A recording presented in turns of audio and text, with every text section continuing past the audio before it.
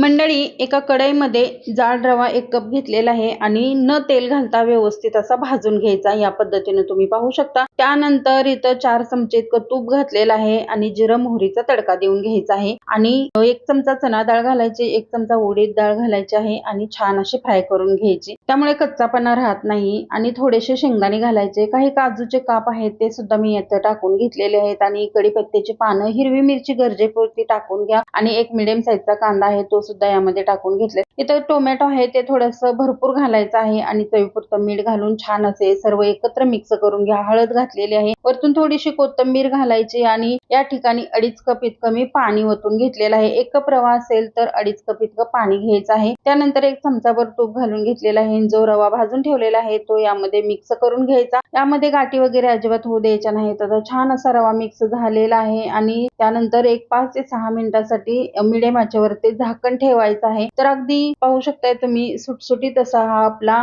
Tomato रवा उपमा तयार झालेला आहे. वरतून थोडीशी कोथिंबीर घालायची आणि एकदम मिक्स करून घ्यायचा आहे आणि छान असा एन्जॉय करायचा आहे. नक्की एकदा तुम्ही ट्राय करा. तसेच आपल्याकडे ड्रायफ्रूटचे लाडू, डिंक लाडू, मेथी लाडू, रवा लाडू आणि बेसन लाडू हे 5 ते 6 लाडूचे प्रकार मिळतात. तुम्हाला मागवायचे जर असतील ना तर स्क्रीनवरती नंबर दिलेला आहे त्यावरती तुम्ही कॉन्टॅक्ट करू शकता. धन्यवाद.